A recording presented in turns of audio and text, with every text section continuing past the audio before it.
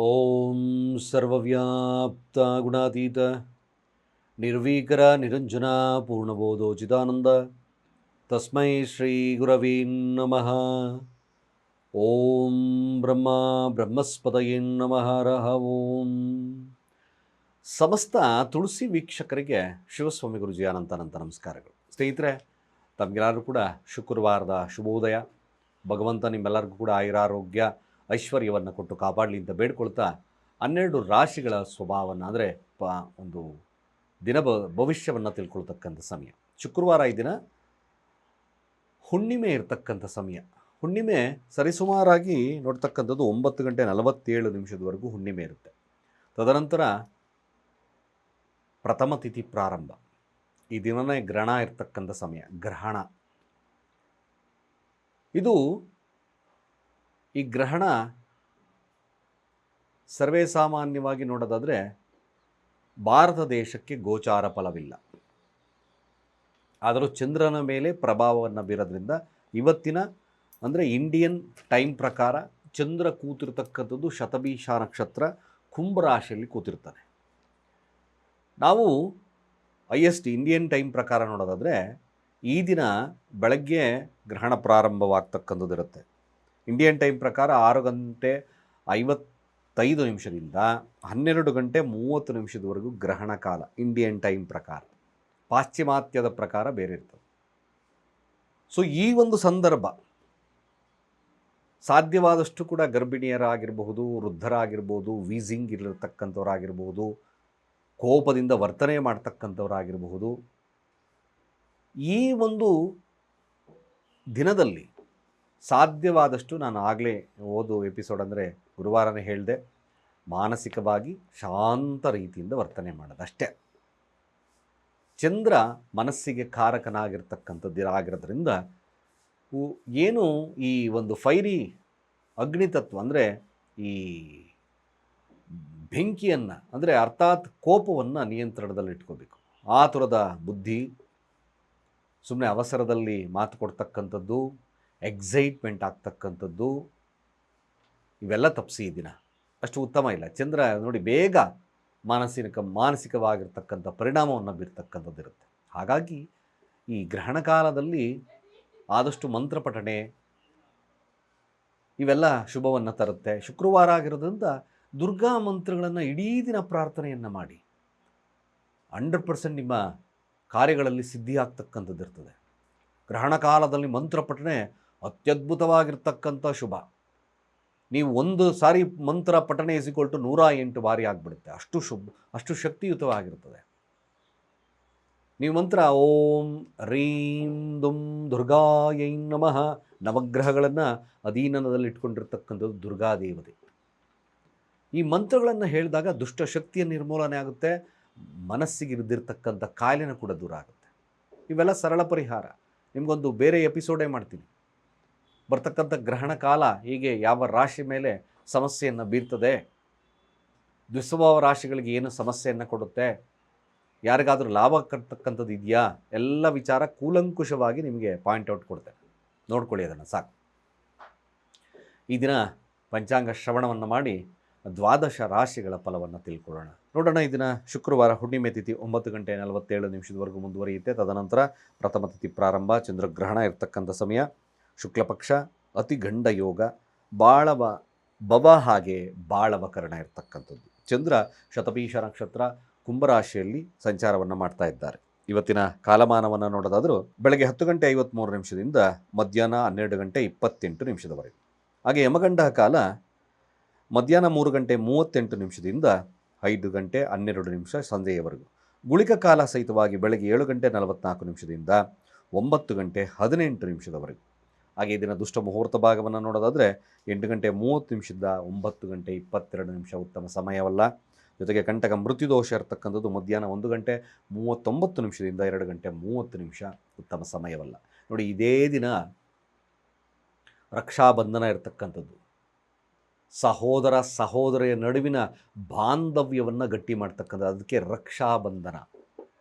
ರಕ್ಷಾಬಂಧನ ಕಟ್ಕೊಳ್ತಕ್ಕಂಥದ್ದು ನಾನಾ ರೀತಿಯಾದಂಥ ಒಂದು ಕಲರಲ್ಲಿ ಕಟ್ಕೊಳ್ತಾರೆ. ಯೂಶ್ವಲಿ ನೀವು ರಕ್ಷಾಬಂಧನವನ್ನು ಕಟ್ಕೋಬೇಕಾದ್ರೆ ಕಲರ್ ಬಹಳ ಮುಖ್ಯವಾಗ್ತದೆ. ಒಂದು ಬಾಂಡಿಂಗ್ ಅಂದರೆ ಆ ಬಾಂಡಿಂಗು ಚೆನ್ನಾಗಿರಬೇಕು. ನಿಮ್ಮ ಏನು ಈ ಸಿಬ್ಲಿಂಗ್ಸ್ ಅಂತ ಕರಿತೀವೋ ಅವರ ರಕ್ಷಣೆ ಅಂದರೆ ನಿಮ್ಮ ಅಣ್ಣ ಸಹೋದರರು ತಂಗಿಯ ರಕ್ಷಣೆಯನ್ನು ಮಾಡ್ತಕ್ಕಂಥದ್ದು ತಲೆತಲಾಂತರದಿಂದ ಬಂದಿದೆ. ಈ ದಿನ ಈ ಕಲರನ್ನು ಯೂಸ್ ಮಾಡ್ತಕ್ಕಂಥ ಕೆಲಸವನ್ನು ಮಾಡಿ. ಹಾಗೆ ಸಾಧ್ಯವಾದಷ್ಟು ಕೂಡ ನೀವು ಕಟ್ತಕ್ಕಂಥ ಬಂಧನ, ರಾಖಿಯ ಬಂಧನ ಅಂದರೆ ಅರ್ಥಾತ್ ಆ ಒಂದು ಏನು ಕಟ್ತಿರಲ್ಲ ರಕ್ಷಾ ಬಂಧನ, ಅದು ನಿಮಗೆ ಯಾವ ಕಲರ್ ಇದ್ದರೆ ಅತ್ಯಂತ ಶುಭದಾಯಕವಾಗುತ್ತದೆ, ಯಾವ ಬಾಂಡಿಂಗ್ ಅತ್ಯಂತ ಶುಭವಿರ್ತಕ್ಕಂಥದ್ದು ಇರುತ್ತೆ ತಿಳಿಸ್ಕೊಡ್ತೀನಿ ನೋಡಿ ಕೊನೆಯ ಭಾಗದವರೆಗೂ.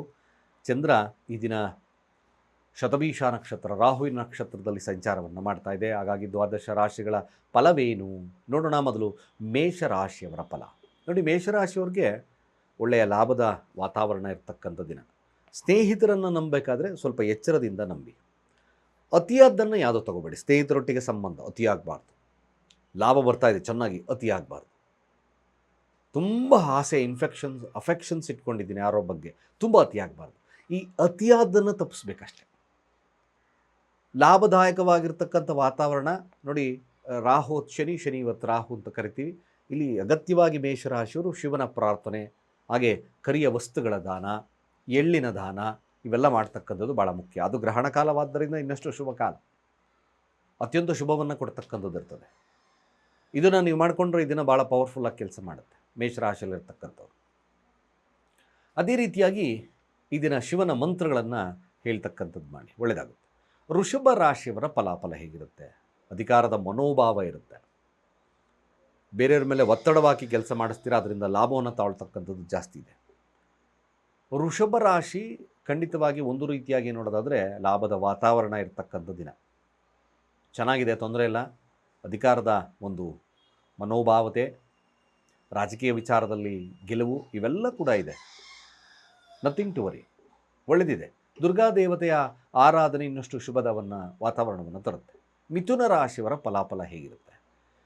ಮಿಥುನ ರಾಶಿ ದುಸ್ವಭಾವ ರಾಶಿ ಆಗಿರೋದ್ರಿಂದ ಹಿರಿಯರು ಅಥವಾ ಪ್ರಯಾಣ ಅಥವಾ ಕೆಲವೊಂದು ನಂಬಿಕೆ ವಿಚಾರಗಳು, ಈ ಒಂದು ವಿಚಾರಗಳಲ್ಲಿ, ಹಾಗೆ ಕುಟುಂಬದ ವಿಚಾರದಲ್ಲಿ ಸ್ವಲ್ಪ ಮಟ್ಟಿಗೆ ಎಚ್ಚರವಾಗಿರ್ತಕ್ಕಂಥದ್ದು ಒಳ್ಳೆ ದಿನ.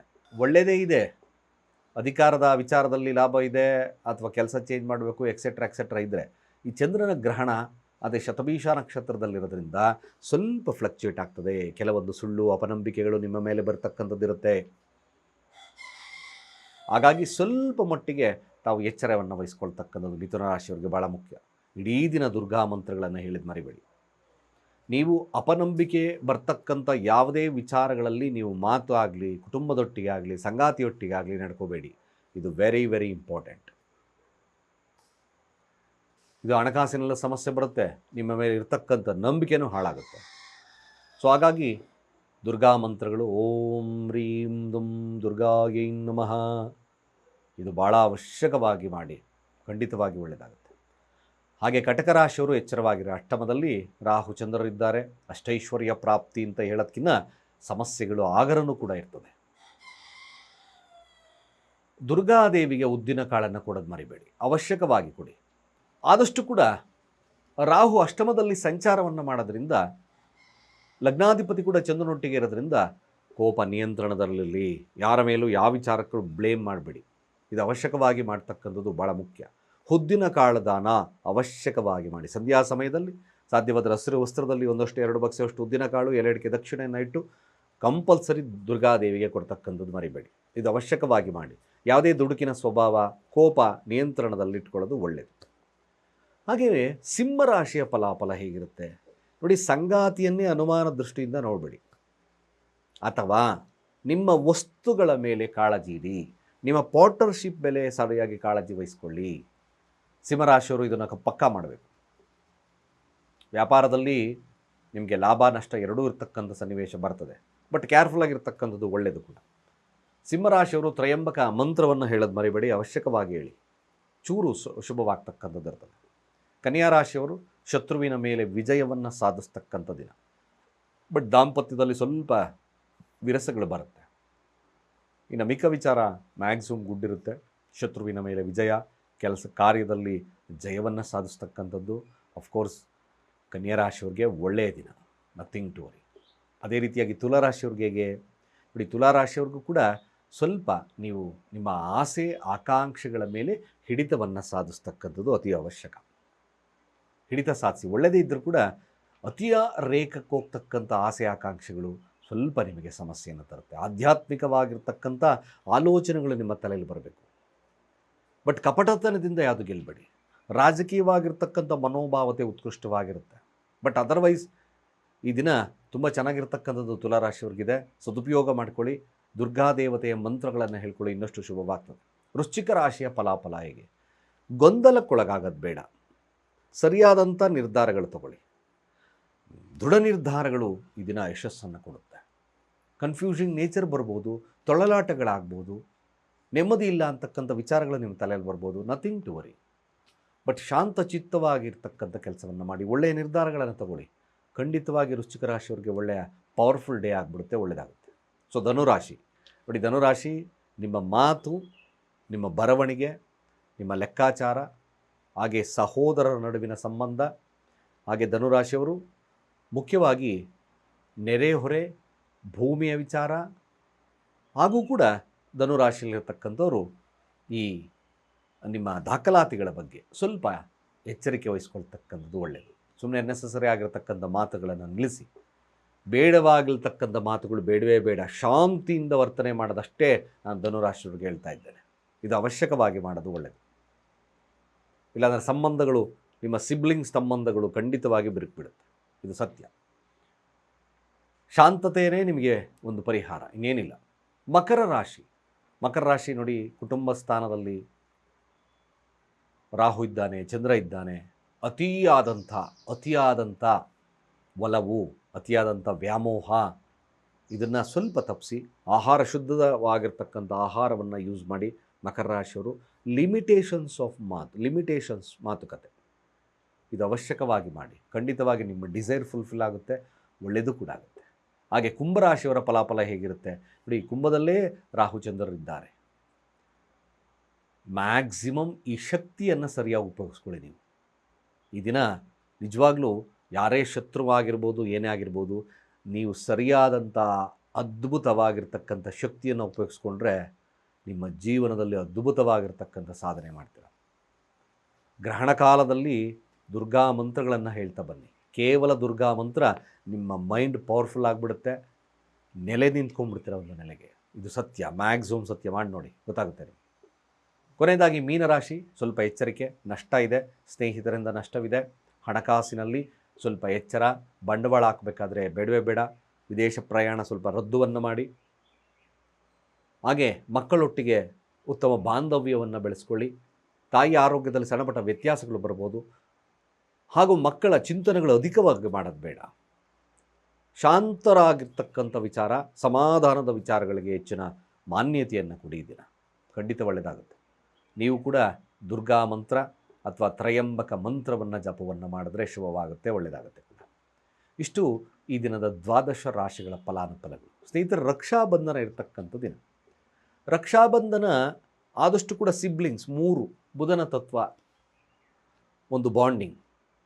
ಆದಷ್ಟು ನೀವು ರಾಖಿ ಕಟ್ಟಬೇಕಾದ್ರೆ ಸಾಧ್ಯವಾದಷ್ಟು ಗ್ರೀನ್ ಕಲರನ್ನು ಪ್ರಿಫರ್ ಮಾಡಿ. ಅದರ ಅಟ್ಲೀಸ್ಟ್ ಒಂದಷ್ಟು ಗ್ರೀನ್ ಕಲರ್ ಇರಲಿ. ಅದರಲ್ಲಿ ನಿಮ್ಮ ಬಾಂಡಿಂಗ್ ಮ್ಯಾಕ್ಸಿಮಮ್ ಗುಡ್ ಆಗುತ್ತೆ.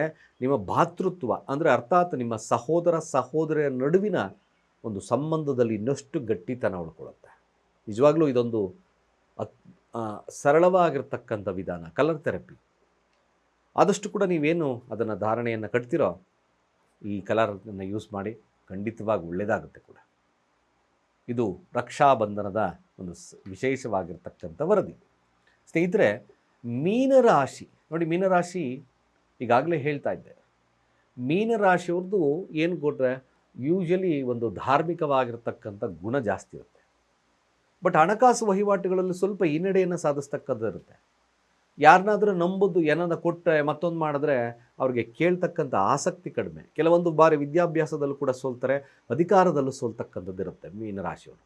ಸೊ ಅದಕ್ಕೋಸ್ಕರ ನಾನು ವಿಶೇಷವಾಗಿ ಮಾಡಿರ್ತಕ್ಕಂಥದ್ದು ಹಣಕಾಸು ವಹಿವಾಟುಗಳು ಜೊತೆಗೆ ಧೈರ್ಯ, ಸ್ಥೈರ್ಯ, ಮನೋಭಾವದ ವಿಲ್ ಪವರ್ ಇರತಕ್ಕಂಥದ್ದು. ನೋಡಿ, ಈ ಸಿಟ್ರೈನ್ ಕ್ರಿಸ್ಟಲ್ಸ್ ಜೊತೆಗೆ ಈ ಒಂದು ಟೈಗರ್ ಐ ಕ್ರಿಸ್ಟಲ್ಸ್ ಇರತಕ್ಕಂಥ ಈ ಬ್ರಾಸ್ಲೆಟ್ ಮೀನರಾಶಿಯವರಿಗೆ ನಿಮ್ಮ ಸ್ಥೈರ್ಯ, ಮನೋಬಲ, ಹಣಕಾಸಿನ ವಿಚಾರ, ಹಾಗೆ ಗುರುವಿನ ಅನುಗ್ರಹ. ಯಾಕೆಂದರೆ ಮೀನರಾಶಿಯವರಿಗೆ ಗುರುವಿನ ಅನುಗ್ರಹ ಅವಶ್ಯಕ. ರಾಶಿ ಅಧಿಪತಿನೇ ಗುರು ಆಗಿರೋದ್ರಿಂದ ಮ್ಯಾಕ್ಸಿಮಮ್ ಅವ್ರಿಗೊಂದು ಪವರ್ ಸಿಗುತ್ತೆ. ಈ ಒಂದು ಕ್ರಿಸ್ಟಲ್ಸನ್ನು ಧಾರಣೆ ಮಾಡ್ಕೊಳ್ಳಿ.